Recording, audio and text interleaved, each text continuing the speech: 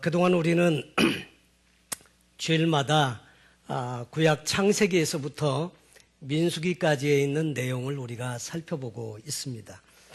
근래 제가 성경을 읽으면서 참 궁금하게 생각했던 것이 하나 있었는데, 그것은 이 추수감사절을 맞이하면서 민수기에 있는 내용을 살펴보고 있으니까 민수기에서 감사에 대한 이야기를 좀 찾아보았습니다. 그런데 놀랍게도 민수기서 안에는 감사라는 단어가 존재하지를 않더라고요. 그래서 그러면 신명기는 어떤가? 보면 신명기에도 감사라는 말이 없습니다. 그러면 출애굽기는 어떤가? 출애굽기를 뒤져봐도 감사라는 단어가 나오지를 않습니다. 그래서 이 창세기도 마찬가지인데 이 모세 오경 중에서 감사라는 말이 딱 5번 등장을 하더라고요. 그런데 이게 민수기서에 있는데 민수기서에서는 감사함으로 드리거든, 제사를 드릴 때 그 감사함으로 드리거든 이런 말이 한 번 나오고, 감사함으로 드리는 화목제라는 말이 한 번 나옵니다. 그리고 그 감사 희생과라는 말이 3번 등장을 합니다. 다시 말해서 제사법과 관련해서 감사라는 말이 그렇게 5번 등장할 뿐입니다. 근데 이 출애굽기와 이 민수기와 또 이 신명기서는 그들이 출애굽한 다음에 광야의 삶을 살 때에 하나님께서 그들과 동행하시고 함께 하시면서 날마다 기적을 베풀어 주신 그런 시간들이었습니다. 만나를 먹여주셨고 반석의 샘물을 마시게 하셨고, 또 낮에는 구름기둥으로 밤에는 불기둥으로 날마다 하나님의 인도와 보호하심이 있었던 그런 축복의 시기였는데, 희한하게도 그 성경 안에는 감사라는 말이 존재하지 않더라는 거죠. 그런데 오늘 성경에 보면 제가 이 성경을 대할 때마다 좀 의아스럽고 궁금하게 생각했던 성경 중에 하나였는데, 오늘 성경 본문에 보면 항상 기뻐하라, 쉬지 말고 기도하라, 범사에 감사하라 이런 말씀이 등장을 합니다. 여기 보면 항상, 쉬지 말고, 범사에, 이 말은 우리의 시간과 공간과 상황과 또 어떤 사건과 아무 상관이 없이 언제나 우리는 기쁨과 기도와 감사가 그치지 말아야 한다는 말인데, 문제는 어떻게 이게 가능한가? 그런 이야기입니다. 어떻게 이것이 가능한가? 우리의 삶에 기뻐하지 않는 순간이 없어야 한다는 말이고요. 늘 하나님과의 교통이 연결되어져 있어야 한다는 말이고요. 늘 하나님께 모든 일에 감사를 드리는 삶이어야 한다는 것인데, 이것이 어떻게 가능한가? 이런 생각을 제가 많이 했었습니다.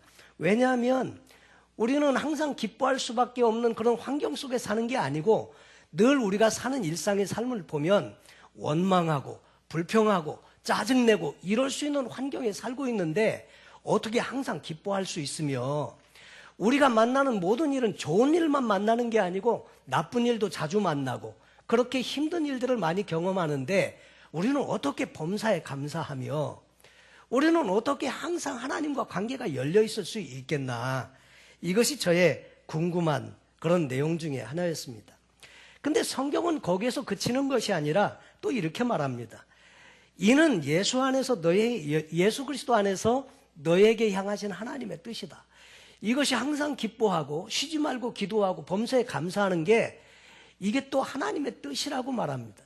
그러면 이게 하나님의 뜻이면 이것이 반드시 우리에게 이루어져야 한다는 말인데, 어떻게 그것이 가능할까?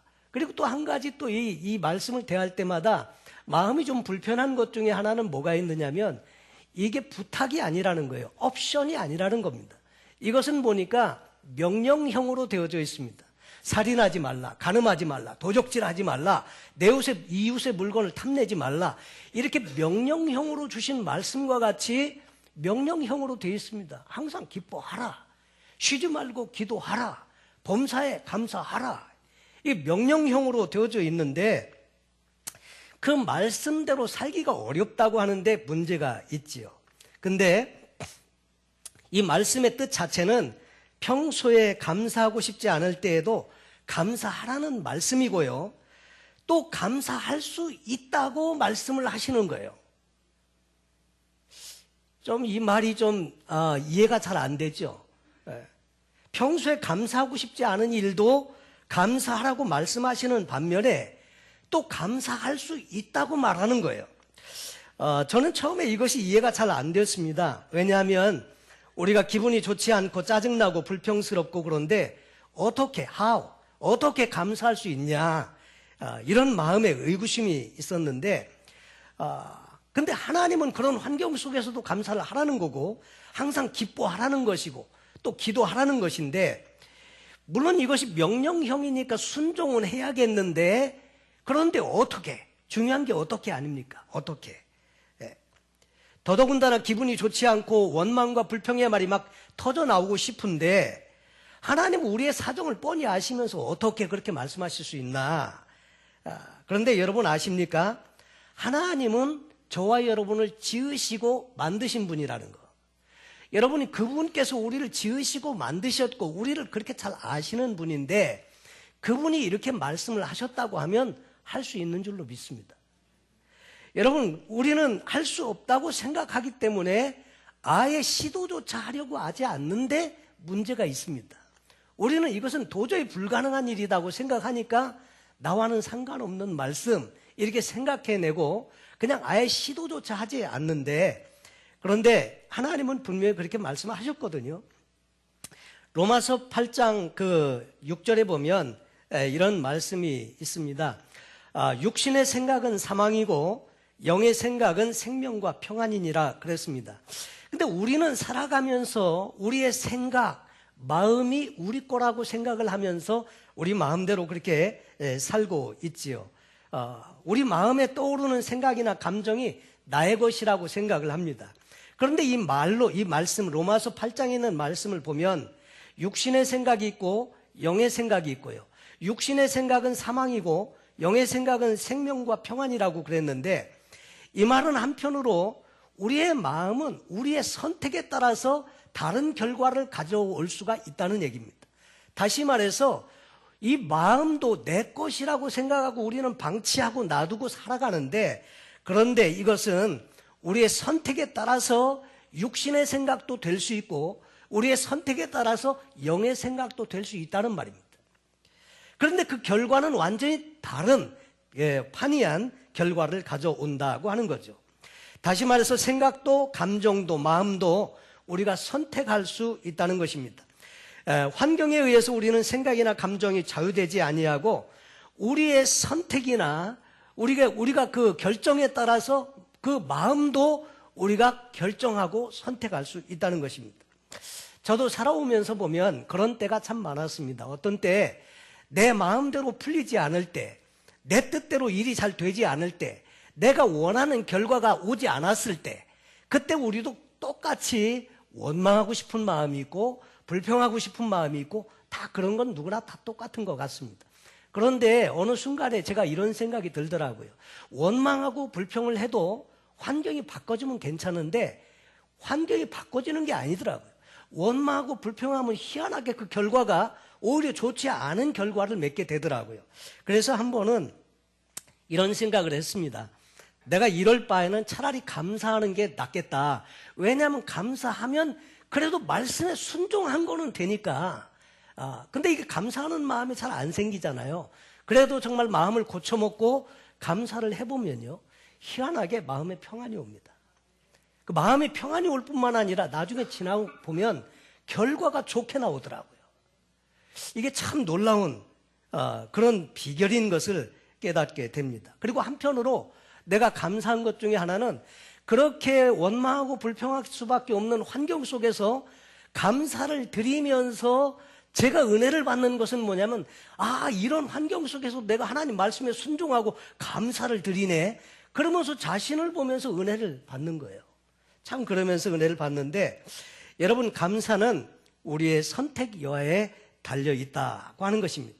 감사하기 어려울 때에도 하나님 감사합니다, 그러면서 감사로 나가면요, 마음의 평안이 찾아오고요, 하나님의 놀라운 은혜를 체험하게 되는 것을 경험하게 됩니다. 이 말씀의 뜻은 모든 일에 감사할 수 있다고 하는 것을 우리에게 말해주는 것인데, 바울은 디모데전서 2장 1절에서 이렇게 권면합니다. 내가 첫째로 권하노니 모든 사람을 위하여 간구와 기도와 도구와 감사를 하되, 이런 말을 하고 있는데, 그 전에 한번 말씀을 통해서 살펴본 바와 같이 이 기도의 그 여러 가지 다양한 형태가 있는데, 첫째, 간구라는 것입니다. supplication, 이 말은 애원하다, 탄원하다, 간절히 부탁하다, 이런 의미가 있는데, 우리가 드리는 대부분의 기도가 이 간구에 들어갑니다. 하나님 이거 해주세요, 하나님 저거 해주세요. 위급할 때에도 기도하고 하는 일이 있지요. 오늘 아침에 제가 어떤 그 글을 이렇게 읽다가 이런 글을 읽었습니다. 21,200시간 동안 무사고 비행기 조종사로 일하시다가 은퇴하신 분이 자기가 비행기 조종사로 사이판으로 비행을 해갈 때 한 23년 전의 일을 이렇게 간증으로 기록해 놓은 일부 내용인데, 거기에 보니까 그런 내용의 글이 쓰여 있더라고요. 이분이 사이판으로 비행기를 이렇게 조종해서 가는데, 비행기 안에는 158명 정도가 탔고, 그 중에 60쌍이 신혼 커플이 탄 겁니다. 신혼여행으로 이제 그 사이판에 가는데, 그리고 8명이 승객이고, 그 승무원이고, 그래서 비행기를 타고 가는데, 기상 관제에서 이렇게 이야기를 해주기를, 지금 사이판에는 비가 오고 바람이 심히 분다. 그래서 이제 가는 동안에 일기가 얼마든지 열대 기온은 왔다 갔다 하니까 큰 걱정하지 않고 이제 갔는데, 착륙 한 15분을 남겨놓고 이제 랜딩 기어를 내리는데, 갑자기 그 기관사가 그러는 거예요. 이게 바퀴가 안 빠집니다. 아니, 이제 내려야 되는데 바퀴가 안 빠지는 거예요. 그래서 이분이, 그러면 수동으로 내리면 되지. 그리고 수동으로, 그걸 내리라고 이제 부탁을 했답니다. 근데 수동으로 돌리고, 이 랜딩 기어를 돌리기 위해서 이거를 수동으로 조정을 하는데, 이게 움직이지를 않더래요. 아니, 이제 내려야 되는데 바퀴가 안 빠지고 어떡합니까? 그래가지고, 다시 한번 시간을 좀 가지면서 선회하면서 부기장에게 조종을 맡기고, 자기는 기관사하고 같이 하나님 앞에 기도를 했답니다. 하나님 막 고쳐달라고 막 기도를 하고. 근데 이제 한편으로 그 내용은 알려줘야 되니까, 우리가 지금 바퀴가 빠지지 않아서 우리가 트라이는 하겠지만 안 되면 우리가 동체 착륙합니다. 승무원들께서는 이제 승객들께서는 승무원들의 지시를 받아서 그렇게 따라달라고. 그랬더니 뒤에서는 지금 난리가 났고, 결혼한 신혼 커플이 60쌍이 탔는데 잘못되면 새 가정도 이뤄보지 못하고 진짜 큰일을 당할 판이니까 얼마나 조마조마합니까? 그래서 부탁을 하고 열심히 기도했는데, 이사야서 41장 10절의 말씀이 탁 떠오르면서 마음에 확신이 딱 생기더래요. 그래서 할렐루야 감사합니다 막 그렇게 했더니, 그 부기장이 하는 말이, 기장이 완전히 이렇게 돌아버렸는 줄로 알고 정신 차리라고 자기를 막 깨우더래요. 그래갖고 일어나서 다시 한번 랜딩 기어를 돌려라. 그랬더니 이제 기관사가 이걸 기계를 돌리는데, 그 전에는 이게 돌아가지도 않던 건데 이게 한 손으로 돌려도 술술술 풀리더래요. 그래갖고 바퀴를 잘 내리고 랜딩에 성공해서 그랬다는 이야기를 써놓았더라고요. 여러분, 간구, 어떤 때는 하나님 앞에 드리는 기도가 응답되어지는 이 간구, 이것이 일반적인 우리의 기도인데, 이것이 supplication이라고 영어로는 그렇게 말해 있습니다. 두 번째가 기도라고 되어져 있는데, 이것은 prayer. 다시 말해서 이 기도는 우리의 필요를 구하는 것이 아니라 하나님의 필요를 구하는 것을 이 기도라고 표현을 했습니다. 다시 말해서 아버지 하나님의 뜻을 구하는 기도이고, 세 번째가 도고라고 하는 것은 인터세션이라고 해서 남을 위한 중보 기도입니다. 자, 그런데 이 세 가지는 기도의 한 가지로 분류를 할 수가 있을 텐데, 거기에다가 감사를 첨부했는데, 이 감사도 한편으로 이 기도의 범주 안에 넣으라는 그런 이야기가 되겠습니다. 여러분, 이 기도 가운데 감사를 포함시키라고 하는 것인데, 간구와 기도와 도고는 비슷한데 감사는 전혀 달라 보여요. 그런데 여기에 넣은 것은 그럼에도 불구하고 기도라는 이 범주 안에 이 감사를 넣은 것은 왜 그럴까? 그것은 모든 기도는 감사로 끝나야 한다는 의미가 있고요. 감사는 우리 기도의 마침표이기도 하고요. 여러분 또 감사를 드릴 때 아직 이루어지지는 않았지만 하나님께서 이루어 주실 줄 믿고 우리가 미리 감사를 하는 것이기 때문에 이 감사도 기도라는 거예요. 그래서 그렇게 말씀을 거기에 기록해 놓았다고 이렇게 생각해 봅니다. 오늘 말씀을 들으면서 저와 여러분이 혹시 우리 마음에 잃어버렸던 감사가 있으면 회복할 수 있는 절기가 되면 좋겠고요. 또 신앙과 기쁨과 감격을 우리가 상실한 채 그렇게 살아가고 있다면 회복하는 그런 시간이 되면 좋겠습니다. 우리 마음에 무디어진 감사 다시 한번 새롭게 하고 풍성한 감각이 살아나는 그런 또 감사의 계절이 되면 좋겠다고 생각이 되어집니다. 기독교 생활에 있어서 이 감사를 그렇게 특별히 권고하는데 그러면 우리는 왜 감사해야 하며 그러면 또 무엇을 감사해야 할까 생각해 봅니다. 첫째로 왜 감사해야 되나? 여러분 감사는 하나님과의 관계에 더없이 중요하다는 겁니다. 감사가 왜 이렇게 중요한가 하면 감사는 우리가 하나님을 대하는 우리의 태도를 결정한다. 이 내용은 제가 하나님께서 가르쳐 주신 내용입니다. 우리가 하나님께 대하는 태도, 애티튜드가 대단히 중요하다는 것인데 우리 가만히 보면 사람들과의 관계에서 태도가 불순하거나 그 다음에 거만한 태도나 교만한 사람, 빈정대거나 비아냥거리는 사람, 불평과 불만을 하는 사람, 감사치 못하는 사람, 이런 사람들은 관계가 잘 이루어지지 않습니다. 왜냐하면 마음의 불편함 때문에 대화가 잘 되지 않고 관계가 잘 이루어지지 않습니다. 그런데 하나님께 나갈 때도 마찬가지로 하나님께 이렇게 나가는 우리의 태도를 결정하는 것 중에 하나가 감사라는 거예요. 주로 보면 저도 보면 저희 아내가 저에게 어떤 말을 해줄 때 말이 분명히 맞아요. 말이 분명히 맞는데 태도가 마음에 안 들면 거부해요, 자꾸. 여러분은 안 그러신 것처럼 알고 앉아 계시지만 되게 비슷할 것 같습니다. 태도가 마음에 안 들면 말은 맞는데 안 받으려고 그래요, 자꾸. 근데 하나님과의 관계도 마찬가지여서 하나님께 나아가는 우리의 태도가 바르지 않으면 하나님과의 친밀한 교제가 이루어지기가 어렵다는 거예요. 그래서 하나님께 나갈 때 감사로 나가야 하나님께서 그 감사를 통해서 우리와 함께 하시는데 로마서 1장 21절로 23절에 보면 하나님을 알되 하나님으로 영화롭게도 아니하고 감사치도 아니하고 오히려 그 생각이 허망하여지며 미련한 마음이 어두워졌나니 스스로 지혜 있다 하나 우둔하게 되어 썩어지지 아니하는 하나님의 영광을 썩어질 사람과 금수와 버러지 형상의 우상으로 바꿨느니라. 하나님을 알만한 것이 있음에도 불구하고 하나님을 믿지 아니하고 우상 숭배하고 그러는 사람들에 대한 이야기를 하면서 그렇게 말하는 것입니다. 하나님을 알되 하나님으로 영화롭게도 아니하고 감사치도 않아요. 그래서 하나님과의 관계가 이루어지지 못한다는 거죠. 그래서 우리는 이 감사가 참 중요하고요. 또 감사가 왜 중요하냐면 오늘 말씀의 키포인트 중에 하나인데요.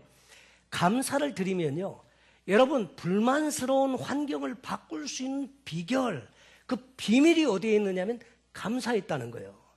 우리는 주로 감사할 만한 조건이 있을 때 감사하고 감사할 만한 조건이 사라지면 원망하고 불평하는 온도계와 같아요. 그래서 온도에 따라서 우리의 신앙이 늘 오르락내리락해요. 그런데 이 온도 조절계는 온도계하고는 달라요.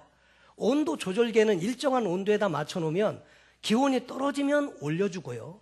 그 다음에 기온이 올라가면 낮춰주고요. 그걸 조정해 주는데 온도 조절계와 온도계는 다른 거예요. 그런데 우리가 감사를 드리면 사실 우리는 모든 좋은 일이 있을 때 감사하게 되는데 그것은 이방인도 다 그렇게 한다는 거예요. 그런데 우리가 감사할 수 없는 환경 속에서도 감사를 드리면요, 하나님은 미안해서라도 바꿔주시더라 하는 거죠. 그리고 실제로 불만족스러운 환경을 바꿀 수 있는 비결로 우리에게 주신 하나님이 주신 방법이 감사라고 하는 것입니다.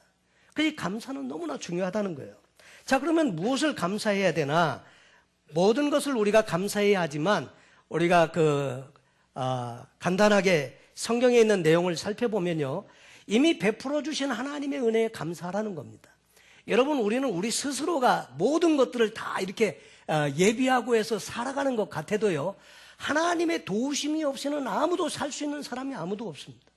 우리는 하나님이 주신 눈으로 우리는 보고, 하나님이 주신 코로 호흡하고, 하나님이 주신 입으로 밥 먹고, 그 다음에 말하고 하면서 살고 있고요. 모든 환경도 마찬가지예요. 공기도 그렇고 물도 그렇고 소중한 것이 많은데 우리는 너무나 당연하게 여기면서 살고 있지 않습니까? 근데 사실 보면 모든 것이 하나님의 공급하신 거다 하는 거죠. 지금도 병원에 가시면요, 우리가 너무나 당연하게 여겼던 많은 것들이 감사할 제목이었다는 것을 깨닫게 되는 것들이 많습니다. 두 번째로, 하나님께서 우리에게 주신 구원의 은혜를 받았기 때문에 우리는 감사해야 합니다. 죄사함의 은혜, 우리가 죄로 말미암아 죽을 수밖에 없는데, 그런데 우리 죄를 사시기 위해서 독생자 아들 예수 그리스도를 우리에게 내어주셨고, 그 아들을 믿음으로 말미암아 하나님의 자녀가 되는 권세를 주신 것, 이것을 우리가 하나님 앞에 감사하게 되는 거죠. 성경에 보면 그 사랑하시는 독생자 예수를 우리에게 아끼지 아니하시고 주신 그분께서 다른 무엇인들 아끼겠냐? 다시 말해서 예수, 가장 소중한 아들을 주셨는데 뭘 더 아끼겠냐? 그러면서 하나님께서는 지금도 성령님을 우리에게 보내주시고요, 우리를 보혜사가 되셔서 인도해 가시고 이끌어 가시는 하나님의 은혜가 있다고 하는 거죠. 그리고 세 번째로, 우리는 하나님의 사랑에 감사할 수 있습니다. 로마서 8장에 보면 이런 말씀이 있습니다. 누가 우리를 그리스도의 사랑에서 끊으리요? 환난이나 곤고나 핍박이나 기근이나 적신이나 위험이나 칼이랴. 기록된 바 우리가 종일주를 위하여 죽임을 당케 되며 도살할 양같이 여김을 받았나이다 함과 같으니라. 그러나 이 모든 일에 우리를 사랑하시는 이로 말미암아 우리가 넉넉히 이기느니라. 내가 확신하노니 사망이나 생명이나 천사들이나 권세자들이나 현재일이나 장래일이나 능력이나 높음이나 깊음이나 다른 아무 피조물이라도 우리를 우리 주 그리스도 예수 안에 있는 하나님의 사랑에서 끊을 수 없으리라. 여러분, 이 세상에 그 하나님의 사랑에서 우리를 끊을 수 있는 존재가 아무것도 없다는 것입니다. 그리고 하나님께서 그 능하신 손으로 우리를 붙잡으시고 계시고 그 사랑으로 우리를 사랑해 가시고 계신다고 하는 것을 성경을 통해서 말씀하고 있습니다. 그래서 우리는 하나님 앞에 감사할 수 있는 것입니다. 네 번째로는, 하나님께서 우리의 삶의 모든 것이 합력해서 선을 이루어 주실 줄 믿기 때문에 우리가 감사하는 것입니다. 로마서 8장 28절에 이렇게 말씀합니다. 우리가 알거니와 하나님을 사랑하는 자 곧 그 뜻대로 부르심을 입은 자들에게는 모든 것이 합력해서 선을 이루느니라. 여러분 하나님을 사랑하는 자십니까? 여러분 하나님을 사랑하시는 자세요? 그러면 이 말씀이 여러분 것입니다. 여기 보니까 우리가 알거니와 하나님을 사랑하는 자 곧 그 뜻대로 부르심을 입은 자들에게는 모든 것이 합력해서 선을 이룬다.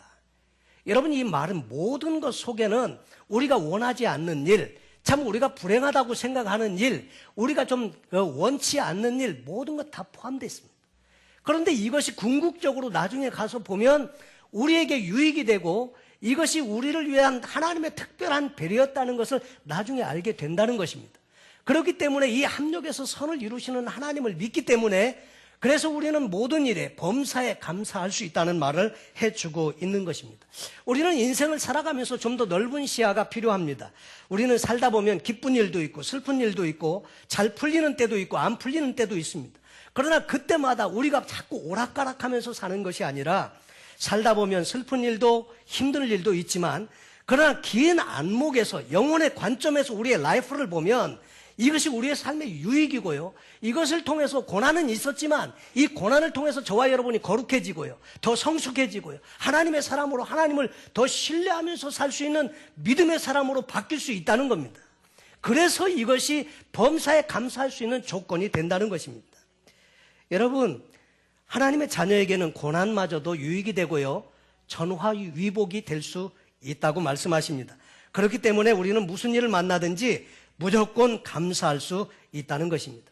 여러분, 감사할 수 없는 상황 가운데 우리가 하나님 앞에 감사하면 무슨 일이 생기냐면 우리가 감사할 수 없어요. 그 문제 가지고는. 그런데 그걸 가지고 하나님 앞에 감사를 하면요, 하나님은 그 감사를 우리의 믿음으로 인정해 주신다는 것입니다. 어떻게 감사하고 믿음하고 연결이 됩니까? 그런데 감사를 미리 드리는 일은 믿음이 있어야 가능한다는 거죠. 그래서 하나님은 그것을 믿음으로 인정을 해 주신다고 하는 것입니다. 여러분, 우리에게는 하나님의 약속이라는 것이 있습니다. 그래서 오래된 약속이 구약이고 새로운 약속이 신약이고, 요즘도 그 말씀의 약속을 믿고 우리가 살아갈 때 하나님의 말씀은 지금도 생명력이 있어서 지금도 일하시고 믿는 자들에게 역사를 하신다는 거거든요. 제가 생명의 삶 11호로 그 내용을 이렇게 읽고 있는데, 감사에 대해서 이야기하면서 거기 그런 내용이 나와 있더라고요. 노래는 부를 때까지 노래가 아니고, 종은 울릴 때까지 종이 아니며, 사랑은 표현할 때까지 사랑이 아니며, 축복은 감사할 때까지 축복이 아니라는 말이 있더라고요. 그 김중곤 목사님의 그 설교문 안에 있는 내용인데, 여러분, 축복은 감사할 때까지는 축복이 아니더라 하는 거죠. 다시 말해서 이 말을 뒤집으면 모든 일에 감사하시면 모든 일이 축복으로 연결된다는 것입니다. 하나님께 감사하면 할수록 그분과의 관계가 더 깊어지고요, 삶이 더 풍성해집니다. 근데 사실 우리는 성령으로 충만할 때는 좀 되는 것 같아. 성령님 충만하고 막 이럴 때는 막 기뻐하고요. 뭐 보통 때 뭐 일이 잘 안 풀려도 좀 기쁘고 그래 살고, 또 근데 보면 뭐 기도하기를 힘쓰고 매사 감사하려고 하는데, 문제는 우리가 항상 성령 충만하지 않다는 데 있어요. 그러면 다시 옛날로 돌아가서 내 감정에 휩싸이고 이렇게 살기 쉬운데, 성도는, 크리스찬은 여러분 살아갈 때 감정 따라 살면 실패합니다. 여러분, 내 느낌 따라 살면 실패합니다. 뭘 따라서 살아야 됩니까? 말씀입니다. 말씀 따라 사는 겁니다. 구원도 확신을 갖는 것도 어떤 때는 내가 구원 받은 것 같고 어떤 때는 내가 구원 못 받은 것 같고, 느낌이나 감정이 아니고요, 하나님의 말씀입니다. 사망에서 생명으로 옮겼느니라 그러면 옮긴 겁니다. 그 믿음을 가지고 사는 겁니다. 우리가 살 때 느낌과 감정 따라서 살면, 그러면 여전히 실패하지만 하나님 말씀 붙들고 말씀대로 살려고 하면 하나님께서 은혜를 베풀어 주시는 줄로 믿습니다. 여러분, 근데 환경을 바꾸는 위대한 비밀이 감사에 있다고 하는 건데, 여러분, 신앙도 이 단계가 있습니다. 신앙생활 하면서 초보가 있고요, 그 다음에 중급이 있고 고수가 있습니다. 어느 단계나 똑같습니다. 무술을 하는 사람들도 초짜가 있고 중급이 있고 고수가 있는데, 이 고수가 되기 위해서 계속 노력을 많이 하지 않습니까? 그런데 고수가 되는 과정은, 첫째로 초보자는요, 자신이 뭘 모르는지를 몰라요. 이게 초짜의 특징입니다. 혹시 여러분 뭘 모르는지 아시는지요? 두 번째 단계가 있는데, 두 번째 단계는 자신은 무엇을 모르는지는 안다. 이게 두 번째입니다. 소크라테스가 그런 말을 했습니다. 나는 너희들보다 낫다고 생각한다. 왜냐하면 나는 최소한 내가 무엇을 모르는지 알고 있기 때문이다. 그 말은 다른 사람들, 니네들은 뭘 모르는지도 모르니까 내가 낫다는 거예요. 그러면서 하신 말이 내 자신을 알라, 그 말을 한 거죠. 예. 여러분, 무엇을 모르는지를 아는 사람은요, 그래서 열심히 배우려고 합니다. 뭘 모르는 줄 알기 때문에 배우려고 하는 거예요. 예. 그게 필요하잖아요. 말씀도 공부하고 알려고 하고, 이게 그래서 필요한 겁니다.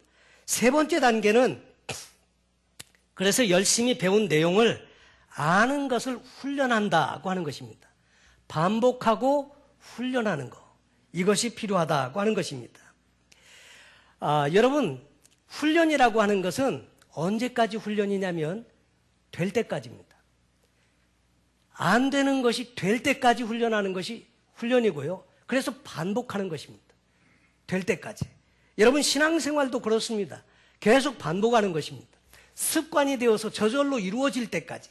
사랑하는 거 알지만 왜 안 됩니까? 훈련 안 돼서 안 되는 거예요. 참는다는 거 알죠? 왜 못합니까? 훈련 안 돼서 못하는 겁니다. 여러분 섬기는 거 왜 모릅니까? 다 알지. 왜 못 섬깁니까? 훈련이 안 돼서 못 섬기는 겁니다. 그래서 이걸 훈련하는 거예요.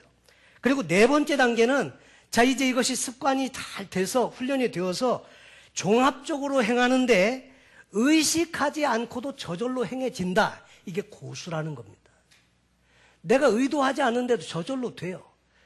유도 선수하는 분들은요, 연습할 때 자전거 타이어를 묶어놓고 이거 타이어를 당겨가지고 업어치기 하는 거 연습을 300번을 한다는 거예요. 300번 하고 그 다음에 연습에 들어간다고 하더라고요.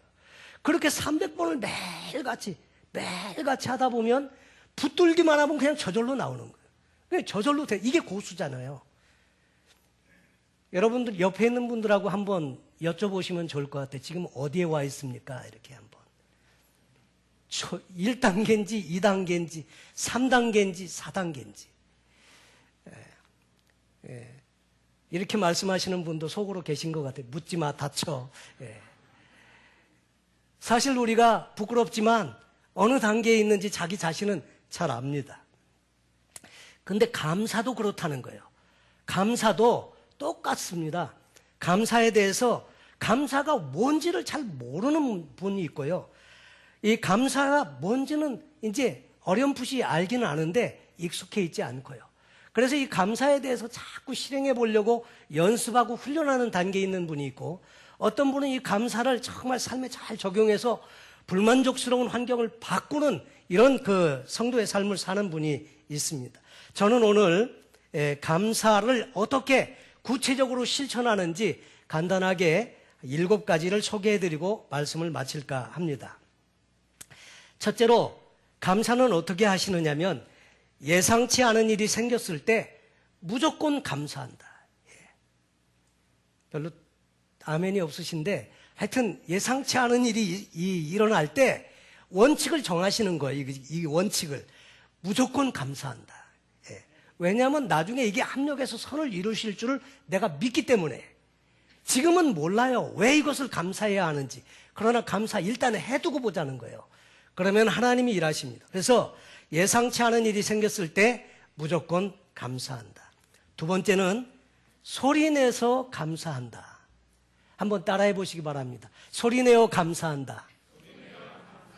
왜 소리를 내느냐면 감사를 입으로 말로 표현을 해보면 이것이 자꾸 말로 표현하다 보면 고백이 되고요. 하나님께서 그것을 기뻐하십니다. 그리고 그것을 통해서 내 믿음을 따라 말이 씨가 되듯이 말로 표현하면 하나님이 말한 대로 일하시고 역사하신다 하는 거죠. 세 번째로 꼬집어서 감사한다. 한번 따라해 보시기 바랍니다. 꼬집어서 감사한다. 옆에 사람 꼬집고 감사한다는 말이 아니고요. 감사의 제목을 일일이 카운트 해가면서 감사한다는 것입니다. 여러분 사실 감사의 제목을 적어보시면요. 의외로 감사의 내용이 많습니다. 그런데 우리는 초점을 불만족스러운 데다 자꾸 초점을 맞추면 불만족스러운 그런 내용들만 늘어납니다. 초점을 감사에다 바꾸시고 그 내용을 적어서 구체적으로 감사한다 그 말입니다. 네 번째로는 마음이 찰 때까지 감사한다. 여러분 마음이 찰 때까지 이 말씀에 순종해서 범사에 감사하라. 감사할 마음은 없는데 억지로 감사합니다 했습니다. 그런데 진짜 마음에 감사하는 마음이 없어요. 그런데 감사를 한 겁니다. 그런데 그럴 때 이 감사하는 마음이 진짜 내 마음에 들 때까지 감사를 하라는 거예요. 근데 감사를 자꾸 하다 보면 중간에 잘 안 되니까 포기하게 되지 않습니까? 근데 어떤 분이 이런 말을 했더라고요. 포기는 김장할 때 필요한 말이다. 김장할 때 이제 한 포기, 두 포기. 여러분 포기하지 말고 환경이 바뀌지 않는다고 낙심하지 말고 계속해서 내 마음에 감사가 차오를 때까지 감사를 하라 그 말입니다. 다섯 번째로는 즉각적으로 감사한다. 이 타이밍입니다. 감사의 타이밍인데 바로 그 순간에 감사하라는 거죠. 시간이 지나면 빛을 잃어버린다는 거죠. 감사도.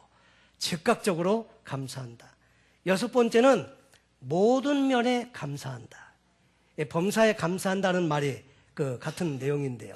모든 면에 감사한다. 왜냐하면 우리는 잘 몰라도 하나님이 선하시고 저와 여러분을 위한 좋은 계획이 있기 때문에 모든 것이 합력해서 선을 이루기 때문에. 그리고 마지막으로 사람은 감감축한다. 이 말이 잘 무슨 말인지 모를 거예요. 사람에 대해서는 감감축이 뭐냐면 그 사람을 내게 붙여주신 거에 대해서 하나님께 감사하는 것이고요. 그게 첫 번째 감이고, 두 번째 감은 그 사람이 부족하고 모자라도 그것을 하나님께 감사하라는 겁니다. 그리고 세 번째로는 그 사람을 축복하라. 하나님께 감사하고 그 사람에게 감사하고 그 사람을 축복하라. 사람에 대해서는 감감축하라. 그 내용을 제가 잘 아는 그 장로님 한 분이 계시는데 그분께서 감사진법이라는 책을 쓰셨더라고요. 그리고 자기 사인과 함께 저에게 보내주셨는데 제가 이 장로님에 대해서 잘 압니다. 이분은 오래전부터 교회를 열심히 섬기시는 아주 훌륭한 장로님이시고 젊은이들에게 말씀을 심어주고 많은 영향을 끼치신 그런 장로님이신데 지금은 이분께서 말씀을 함께 나누면서 선교사로 헌신하시고 이렇게 사역을 잘 감당하시더라고요. 그리고 선교를 위해서도 헌금도 참 많이 하신 귀한 장로님인데 그분 인생의 비결이 이 안에 다 있더라고요. 자기 인생은 감사를 통해서 이렇게 복이 있는 인생을 살게 됐다고 간증과 함께 감사진법이라는 책을 내셨는데 이 7가지 내용, 소개해드린 내용은 이 책 안에 나오는 내용입니다. 여러분, 그분께서 하셨듯이 우리도 한번 해보면 좋겠다, 이런 마음이 있어서 여러분에게 소개해드렸습니다. 여러분, 다음 주는 1년에 한 번 갖는 추수감사주일입니다. 우리는 농사도 짓지 않고 추수도 하지 않습니다. 그렇지만 이 감사절 절기를 통해서 하나님과의 관계에 있어서 감사를 회복하는 것은 대단히 중요하다고 생각이 되어집니다. 한 주간을 지내시면서 감사의 제목들을 여러분 한번 노트가 있으면 찾아서 한번 적어보시면 좋겠습니다. 말로 감사하시고 글로 적어서 한번 감사해 보시면 좋을 것 같아요. 그리고 다음 주에는 감사의 예물을 준비해서 하나님 앞에 드리면서 감사를 한번 주님 앞에 드리면 좋을 것 같아요. 감사를 말로 하는 것도 중요한데 말뿐인 감사보다 실제로 내 삶에 소중한 것을 드리면서 감사할 수 있다면 더 하나님을 기쁘시게 해드릴 줄로 믿습니다. 여러분, 이스라엘 백성들은 날마다 하나님의 이적을 경험하면서 살았지만 감사가 없었습니다. 광야 40년에 대한 감사가 없었습니다. 결국 그들의 인생이 비극적으로 끝나게 되지만 그러나 우리 신학을 살아가면서 우리 모두는 이 감사를 배우고 감사를 통해서 우리 하나님께 정말 감탄사가 넘쳐나는 그런 감사를 드릴 때 하나님께 영광이 되고 감사를 통해서 불만족스러운 모든 삶의 환경이 하나님의 은혜 가운데 바꾸어지는 놀라운 경험과 체험을 하게 되시기를 예수님의 이름으로 축원합니다. 기도하겠습니다.